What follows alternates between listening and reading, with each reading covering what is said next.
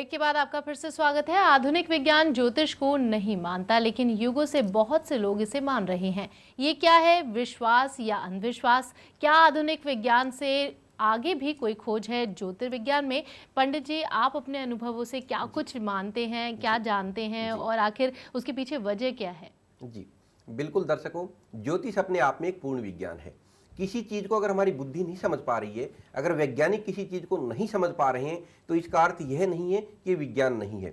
आज से हजारों वर्ष पूर्व अगर आपको बताया जाता कि ऐसे फ़ोन होंगे कि आप आपस में दूर बैठे बात कर सकते हैं, या फिर ऐसे भी फ़ोन होंगे जिनमें तार की भी आवश्यकता नहीं, बेतार भी आप बात कर सकते हैं। अगर कोई किसी एक मोबाइल से दूसरे मोबाइल पर डायल करता है तो कोई भी फ्रीक्वेंसी आपको जाती दिखाई नहीं देती, कोई भी तरंगे आपको जाती दिखाई नहीं देती, लेकिन जिस पे कॉल करेगा उसी से आपकी बातें होंगी। अगर आज से कुछ साल पहले 100 वर्ष पूर्व भी अगर ये बातें की जाती तो अपने आप में ऐसा लगता है कि गलत बोला जा रहा है। तो ये सारी चीजें जो हम नहीं जानते, क्या वो विज्ञान नहीं है? विज्ञान बाकायदा है, केवल इस पे उतना शोध आज के समय में नहीं हो पा रहा है और हम नहीं जान पा रहे हैं। मैं आपको एक छोटी सी बात बताता हूं जो घरों में अक्सर होती रहती है। हम कहते हैं कि फलाने को नजर लग गई। किसी व्यक्ति को अगर वास्तव में नजर लगी हुई है तो आप एक काम कीजिए, आप थोड़ी सी लाल मिर्च, सूखी हुई लाल मिर्च बाजार से खरीद लाएं, उनको 2 हिस्सों में बांट लें। जो एक हिस्सा है वो नजर लगी हुई व्यक्ति के ऊपर से आप 7 बार वार दें, और उसके बाद उसको एक एक करके सारी इकट्ठी करके आप आग में जलाएं। आप उस कमरे में बैठे रहेंगे और आप देखेंगे कि वो मिर्चें लकड़ी की तरह जल रही हैं, कोई उनमें से गंध नहीं आ रही, कोई स्मेल नहीं आ रही। आप आराम से उस कमरे में बैठे रहते हैं।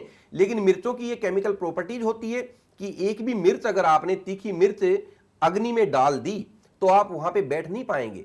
इतनी तीखी गंध आएगी, आप बर्दाश्त नहीं कर पाएंगे, नाक और आंख दोनों से पानी बहना शुरू हो जाएगा। लेकिन वो मिर्च जो आपने उसके ऊपर से वारी थी, उनमें ऐसी कोई गंध नहीं है। जबकि दूसरी मिर्च एक भी आप उनमें डाल दोगे तो आपका उस कमरे में बैठे रहना ही मुश्किल हो जाएगा। ये क्या है? उन मिर्चों को क्या हो गया? आप कभी भी आपने एक छोटा सा एक प्रयोग देखा होगा कि नींबू और लाल मिर्च, नींबू और मिर्च नॉर्मली शनिवार को बांधते हैं, हरी मिर्च और नींबू। कुछ मिर्चें बहुत जल्दी लाल या पीली हो जाती हैं, 2 जगह एक साथ बांध दीजिए, कुछ नहीं होती हैं। एक घर का नींबू तुरंत सूख गया, एक का नहीं सूख रहा उतनी जल्दी। तो उन दोनों में अंतर क्यों आ गया? जबकि एक जैसा वातावरण है, एक जैसा मौसम है, दोनों बराबर बराबर में है, तो वहां भी नजर दोष का प्रभाव आ जाता है। ऐसी बहुत सारी चीजें हैं जिसका उत्तर विज्ञान के पास आज भी नहीं है। अभी पीछे आपने देखा था कि एक व्यक्ति ने कितने दिन तक बगैर खाए पिए उसके ऑब्जर्वेशन में रखा गया था। कह रहे हैं कि उसने 70 साल से कुछ भी नहीं खाया था। तो विज्ञान तो नहीं मानता कि आप 1 महीना खाएं और जीवित रह जाएं, विज्ञान तो इस बात को बिल्कुल नहीं मानता। लेकिन वो व्यक्ति पानी भी नहीं पी रहा और उसको सर में भी दर्द कभी नहीं होता। तो ये क्या है? क्या ये चमत्कार नहीं है? अगर हम वहां तक नहीं उठ पाए, अपनी बुद्धि को वहां तक नहीं पहुंचा पाए जहां से इनका प्रारंभ होता है, तो हमारी गलती, हमारी कमी है। ज्योतिष अपने आप में एक संपूर्ण विज्ञान है। और मैं आपको दर्शकों एक बार बता दूं कि एक आदमी को बेवकूफ बनाया जा सकता है, 100 को बनाया जा सकता है, 1000 को या लाख को भी बनाया जा सकता है, लेकिन पूरी दुनिया में इस चीज को मानने वाले, इन शक्तियों को या पराशक्तियों को मानने वालों की संख्या 90% से ज्यादा है। तो वो क्यों है? प्रत्येक संप्रदाय, प्रत्येक समुदाय, प्रत्येक समाज किसी न किसी रूप में उन शक्तियों की पूजा करता है। आप कहीं भी जाइए, कोई केवल इंडिया की बात नहीं कर रहा मैं, अन्य जो समाज है वहां जाके देखिए, इन चीजों को किसी न किसी रूप में माना जाता है। वो शक्तियों की पूजा करते हैं। हम मंदिर में जाते हैं, कोई मस्जिद में जाता है, कोई गुरुद्वारा, कोई चर्च में जाता है। अगर कहते हैं कि भी कोई ओपरी या कोई छाया है तो उसको कोई जल छिड़क के करता है, कोई मंत्रों के द्वारा करता है, कोई किसी माध्यम से करता है, लेकिन लगे सभी रहते हैं। यानी कि किसी न किसी रूप में हम उन शक्तियों को मानते हैं, उनसे डरते भी हैं। तो मैं आपको एक बात बता दूं कि पॉजिटिव और नेगेटिव पावर्स सदा रही हैं और आगे भी रहने की इनकी संभावना है, आगे भी रहेंगी। यानी कि नेगेटिव पावर्स भी इतनी कमजोर नहीं है कि वो इतनी आसानी से हट जाएं। तो उनसे बचने के लिए हमें पॉजिटिविटी का सहारा लेना पड़ता है। विज्ञान माने या ना माने, लेकिन इनका रिजल्ट जो व्यक्ति इसमें उतरता है, प्रत्यक्ष रूप से अनुभव करता है, देखता है और मानना ही आखिर में पड़ता है।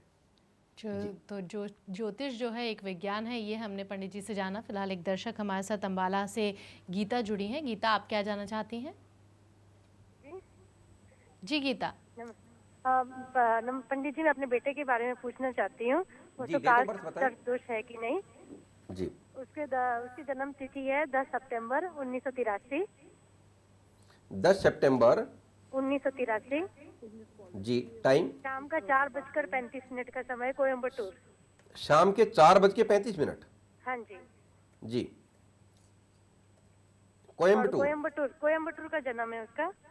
जी, क्या जानना चाह रही हैं आप? वो मंगलिक है या वो कालसर्प दोष है, उसके बारे में जानना चाहती है। मंगलिक भी है या कालसर्प दोष भी है उसे?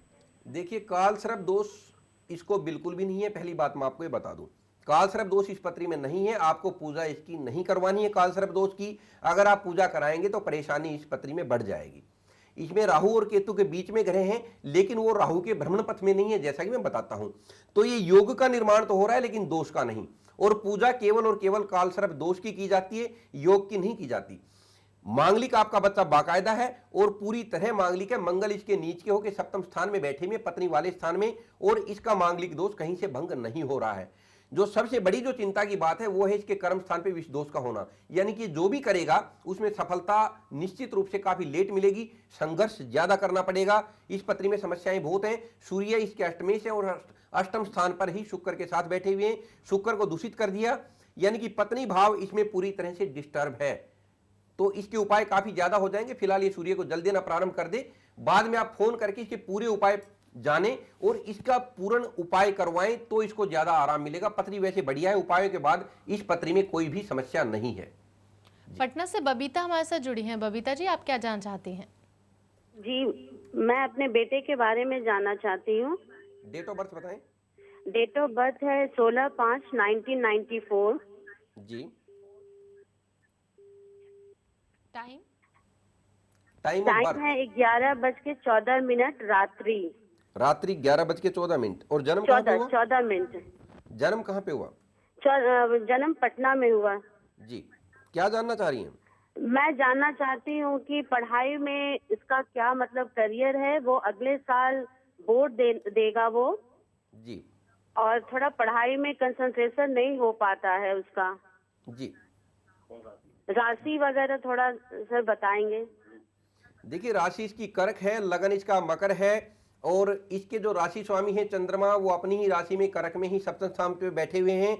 राहु केतु इस बच्चे के नीच के हैं और सूर्य और राहु की दृष्टि है परस्पर, यानी कि पितृदोष इसकी पत्री में है। गुस्सा बच्चे को जल्दी आएगा, पढ़ाई में मन नहीं लगेगा इसका, और सर में दर्द भी इसको बहुत जल्दी हो जाता होगा। अगर ये पढ़ेगा तो इसकी सर और आंखों में तकलीफ बनने की संभावना इस पत्री में बनती है। तो आप इसके लिए एक कार्य अवश्य करें, इस बच्चे को कहें कि ये गणेश जी की पूजा करनी प्रारंभ कर दे।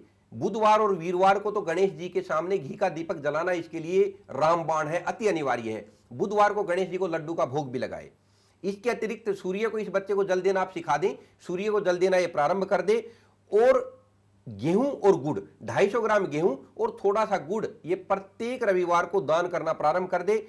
इसके अतिरिक्त इसको आप एक ब्लू टोपाज और एक अमेरिकन डायमंड, उसका संयुक्त लॉकेट बनवा के पंच धातु में आप इसके गले में पहना दें, विधिवत अभिमंत्रित करा के, तो बच्चे का कंसंट्रेशन बढ़ेगा और सारी समस्याएं कम हो जाएंगी और राहु भी अपना नीच प्रभाव इस पत्री में नहीं दे पाएंगे। और फिलहाल वक्त यहाँ पर एक छोटे से ब्रेक का है। ज्योतिष वास्तु और आप में आप बने रहिए हमारे साथ। विराम के पार भी पंडित पवन कौशिक जी बहुत कुछ खास बताने वाले हैं।